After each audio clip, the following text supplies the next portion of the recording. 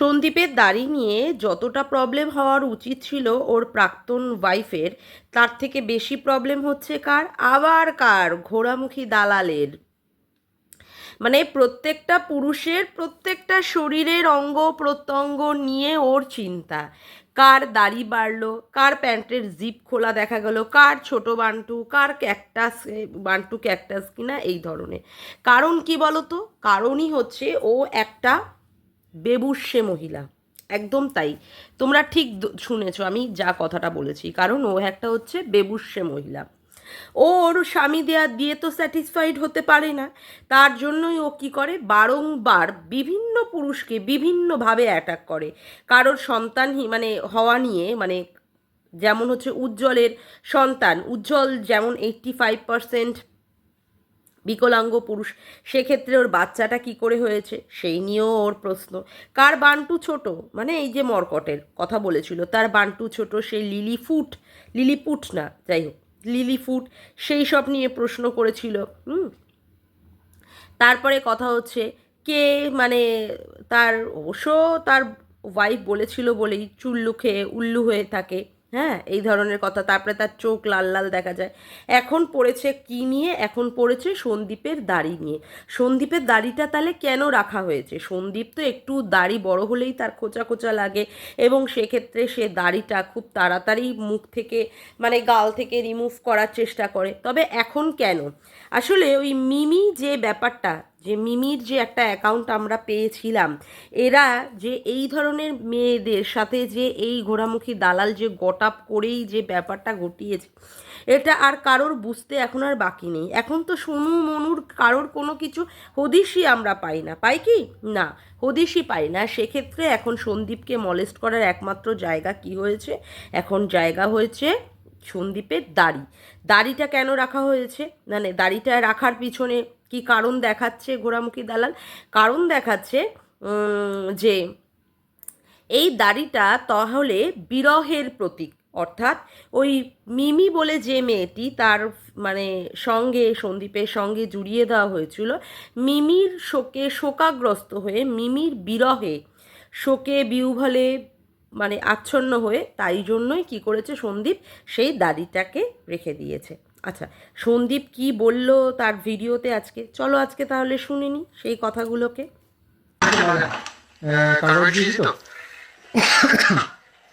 ওর দাড়িটা নিয়ে অনেক জল্পনা কল্পনা চলছে। তো দেখো, আমার সবাই পজিটিভ ভিউয়ার্সরাই বেশি কমেন্টস করেছে এটা ব্যাপারে। তো সিরিয়াসলি আমি একটা অ্যান্সার দিচ্ছি। দেখো, এটা শক করেছে বন্ধু বান্ধবদের আছে সবার, তো সেই কারণে একটু শক করেছে। তো সেই জন্য রেখেছি, দেখি কতদিন রাখি, একটু শকটা মিটলে তখন নয় আবার চিন্তা ভাবনা করা যাবে অন্য কিছু। তো শক করেছে যেহেতু প্লিজ একটু বোঝার চেষ্টা করো। আমার মনে চিন্তা ভাবনা ভাবো। তো অনেকেরই ভালো লাগছে, অনেকেরই ভালো লাগছে না, অনেক কমেন্টস আমি পেয়েছি। তো অবশ্যই তোমরা মতামত দেবে, তোমাদের মতামতের রেসপেক্ট করি, আর আগামীতেও করবো, করে আসছি। তো যাই হোক, দাড়িটা কদিন একটু নিজের শখটা মেটাই, তারপরে চিন্তা ভাবনা করা যাবে। যদি ঠিক না লাগে বা শেভ করে, আমি জানি না আমার দাড়িগুলো অ্যাকচুয়ালি এমন হার্ড না, তো জানি না আমার যেরকম শেপ করতে চাই সেটা আসবে কিনা। তো যদি না আসে তখন তো কাটতে হবে। তো আমার চিন্তকেরা অনেকেই ভালো বলেছে, এবং অনেকেই বলেছে আমাদের আগের সন্দীপই ভালো ছিল, ভালো লাগছিল, বেশি ভালো ছিল। সব পড়েছি আমি, সব দেখেছি। তো অবশ্যই তোমাদের মতামতের রেসপেক্ট করি। তো একটু শখটা মিটিয়ে তারপরে চিন্তা ভাবনা করা যাবে। চলো। তাহলে সন্দীপ আজকে পুরোটাই ক্লিয়ার করে দিয়েছে আমাদের কাছে কি করেছে। সে বলেই দিয়েছে তার একটা স্টাইল মনে হয়েছে যে তার বন্ধু বান্ধব অনেকেই এরকম একটা দাড়ি রাখে। যতদূর সম্ভব দেখলাম সে এখন এরকম একটা ফ্রেঞ্চ কাট দাড়ি রাখার চেষ্টা করছে, চাপ দাড়ি নয়। তবে ভালোই লাগছে। আমার ভাইয়ের মুখেও এরকম একটা ফ্রেঞ্চ কাট দাঁড়িয়ে আছে, এবং আমার ভীষণ ভালো লাগে। এক একজনের মুখে ভীষণভাবে মানায়, কিন্তু আমার হাজব্যান্ডের আবার এ ধরনের কোনো দাড়ি টাড়ি নেই। যাই হোক, ওকে আবার না দাড়িতেই ভালো লাগে। অনেকে দাড়িতে ভীষণ ভালো লাগে, অনেকে ফ্রেঞ্চ কাট, অনেকে চাপ দাড়ি, আবার অনেকের দাড়িবিহীন। কিন্তু এইগুলো নিয়ে তাতে করে কি তকমা লাগানো হচ্ছে যে বিরহের প্রতীক হিসাবে এই ধরনের দাড়ি রেখেছে। মানে আমাদের এই ঘোড়ামুখী দালাল এমন একটি নোংরা বদচরিত্রের মহিলা, সে মানে চরিত্র বিশ্লেষণ করতে গিয়ে, কারোর ক্যারেক্টার হোক বা ভিডিওতে দেখে বিশ্লেষণ করতে গিয়ে ভিডিওর বাইরের বহির্ভূত কথা তাকে টেনে এনে বলতেই হবে। আসলে এই ঘোড়ামুখী দালালের কামুকতাটা এতটা বেশি, সেই জন্য সে তার স্বামীর দ্বারা কামুকতার যে জিনিসটা স্যাটিসফাইড করতে পারে না, এবং প্রত্যেকটা পুরুষের মধ্যে এই কামুকতাটা দেখতে পায়, প্রত্যেকটা পুরুষের মধ্যে খুঁজে পেতে চায়, ঠিক আছে? সেই জন্যই সে বিভিন্ন পুরুষকে বিভিন্নভাবে অ্যাটাক করার জন্য, মানে অ্যাটাক করতে খুব তার পক্ষে সুবিধা হয়ে দাঁড়ায়। যাই হোক, সন্দীপের ব্যাপারটা গেল, এবার আসি আমরা ভাঙাটিনের কথা। আজকে ভাঙাটিন ব্লগ দিয়েছে, ভাঙাটিনের ব্লগে কি কিছু ছিল না? কি দেখিয়েছে? শুধু শুধু দেখিয়েছে সে একা একা একা একা একাকিত্বতেই তার পুরো যাচ্ছে, তার দিনগুলো কাটছে, তার ফ্ল্যাটের মধ্যে থাকছে। আচ্ছা, কেউ যদি একা ফ্ল্যাটে থাকবে বলে ফ্ল্যাট নেয়, তাহলে কি সে 2 কামরার ফ্ল্যাট নেয়? মানে 2 কামরা বলতে দুটো ঘরে বেড নিয়ে এই রকম কি ফ্ল্যাট নেয়? না তো।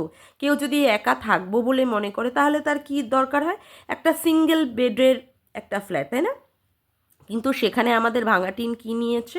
ভাঙাটিন নিয়েছে ডবল বেডরুমের একটা ফ্ল্যাট, এবং সেখানে আমরা কি দেখতে পাচ্ছি? একটা মেয়ে, একটা 20 লিটারের একটা জার হয়ে যাওয়া কথা, সেখানে তাকে কি দেখাতে হচ্ছে না? 2টো জার দেখাতে হচ্ছে। বিছানার পাশে এসে বোতল নিয়ে শুচ্ছে।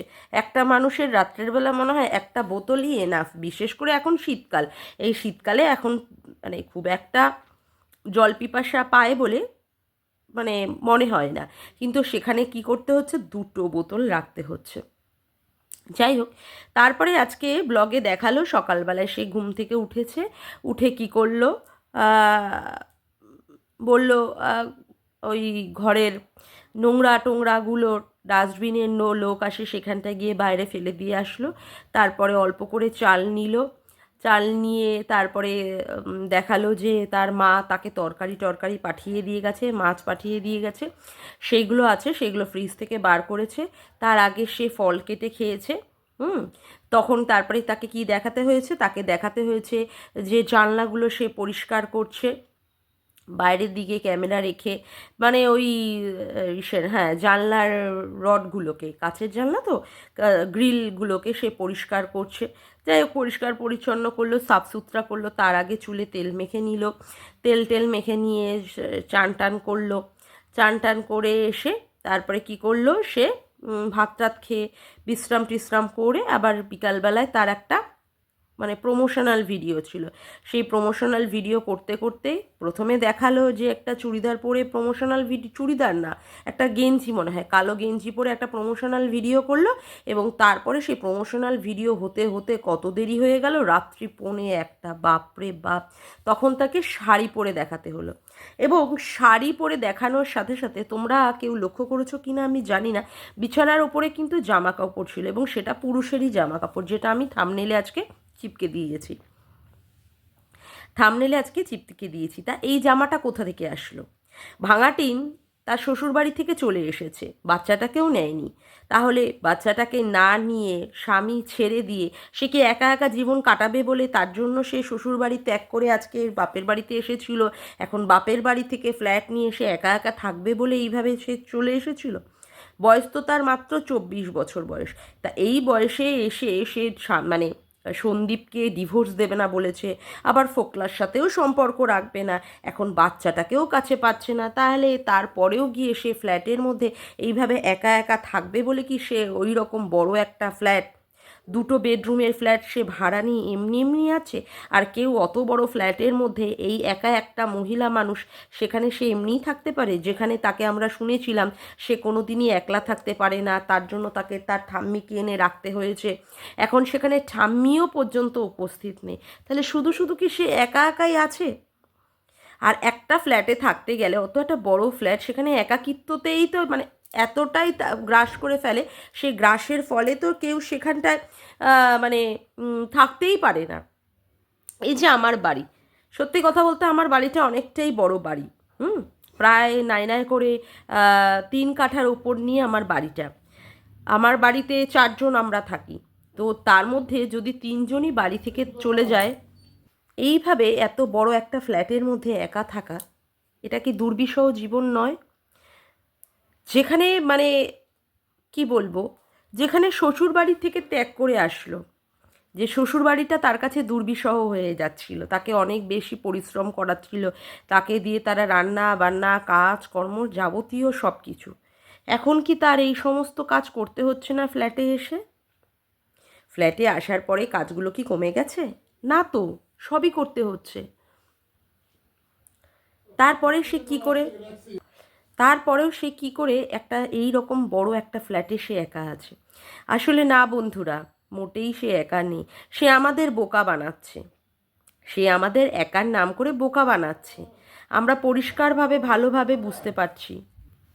আজকে যে কারণে সংসার ছেড়েছে, স্বামীর সংসার, যে কারণে বাচ্চাটাকেও পর্যন্ত ফেলে এসেছে, সেই কারণটা শুধুমাত্র কি একা থাকবে? সত্যি পাবলিককে বোকা বানানোর মানে কি বড় একটা ফন্দিফিকি রচনা করে দেখাচ্ছে। ক্যামেরায় দেখাচ্ছে না, কিন্তু ক্যামেরার বাইরে কিন্তু এই রকমভাবে করতে গিয়েও অসতর্কভাবে সেই সমস্ত প্রমাণগুলো নিজেই হাতের সামনে তুলে ধরছে, যেগুলোতে কন্ট্রোভার্সি ক্রিয়েটাররা কি পেয়ে যাচ্ছে? পেয়ে যাচ্ছে হচ্ছে কন্টেন্ট। সেই কন্টেন্ট নিয়ে তারা কন্ট্রোভার্সি করছে। তা কন্ট্রোভার্সি কেউ যদি ছুড়ে দেয়, তাহলে কন্টেন্ট বানিয়ে কেনই বা সেটাকে নিয়ে তারা প্রচার করবে না, তাই না? একদমই তাই। আর আমরা প্রতিনিয়ত বুঝতে পারছি, ওই যে বললো ফল কেটে খেয়েছে, ওটা মোটেই মানে ভাঙা টিন খায়নি, ওটা ফোকলাই খেয়ে গেছে। কেমন? তারপরে এই যে দুটো জলের বোতল, যেখানে একটা জলের বোতলে ভাঙা টিনের আর একটা জলের বোতল হচ্ছে ফোকলার, যেখানে 20-40 লিটারের দুটো জার নিতে হয়েছে। একজন থাকলে নিশ্চয়ই একটা জারেই মোটামুটি প্রায় 7 দিনের মধ্যে চলে যায়, তাই না? যাও 7 দিন না হোক 5-6 দিন, সেখানে দুটো জলের মানে জার। তো এইগুলো যেগুলো বোঝাচ্ছিস না ভাঙা টিন, সেখানে ভালোই বুঝতে পারছি আমরা যে তুই ফোকলাকে নিয়েই সংসার করছিস, তোর যৌবনের জ্বালা মেটাচ্ছিস, স্বামীটাকে ডিভোর্স না দিয়ে এইভাবে বসে বসে নোংরামি করছিস।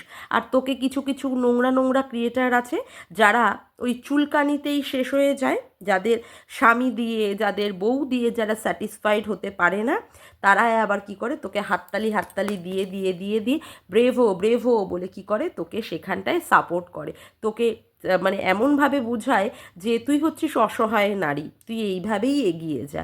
কিন্তু আদতেও যে তারা হচ্ছে চরিত্রহীনা, তারা হচ্ছে সমাজের সবচেয়ে নিকৃষ্ট জীব, তারা এইভাবে সাপোর্ট দেওয়ার মাধ্যমে তারা তাদের নিজেদের চরিত্রগুলোকে বুঝিয়ে দেয় যে কতটা নোংরা, কতটা কলুষিত তাদের মন, কতটা অপবিত্র হলে তারা স্বামী সংসারকে দূরে ফেলে দিয়ে এই রকম পরকীয়াকে তারা সাপোর্ট করে। যেমন তুই নোংরা, তেমন তোর সঙ্গে যারা সাপোর্টকারীরা তারাও নোংরা। তুই একদিন বুঝতে পারবি, যেদিন তোর ছেলে তোর মুখে পুরোপুরি লাথি মারবে।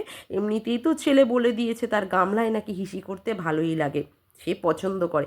যেদিন সেই মানে হিসির নয়, সেই ব্যাপারটাকে সাপোর্ট করি না, কিন্তু যেদিন তোর ছেলে তোকে সমাজে প্রতি মানে হিসাবে তোকে মানে প্রাপ্য তোর যে মানে মর্যাদা সেটা দেবে না, বা তোকে সেইখানে সমাজে একদমই পাত্তা দেবে না, ছেলে সেইভাবে বড় হয়ে গিয়ে, সেদিন তুই বুঝতে পারবি তুই কি করেছিস, তুই কি বড় ভুল করেছিস, তুই কতটা নোংরামি পানা করেছিস বলেই তোর ছেলেও তোকে ব্রাত্য করে দিয়েছে।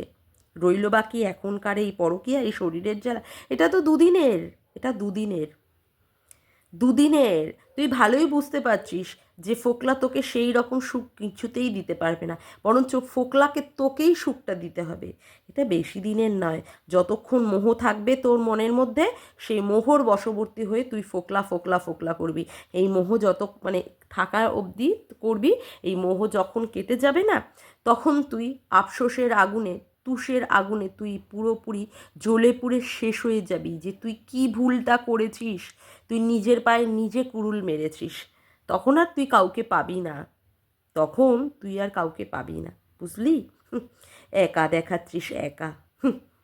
একা থাকতে থাকতে একাকিত্বতার যে কি জ্বালা, কতটা যে দুর্বিষহ। একটা শরীর খারাপ হলেও পর্যন্ত সেখানটা কেউ একটা জল এগিয়ে দেওয়ার নেই, সেখানে তুই আমাদের দেখাচ্ছিস তুই একা থাকছিস। হাসিও পায় মায়েরি, হাসালি।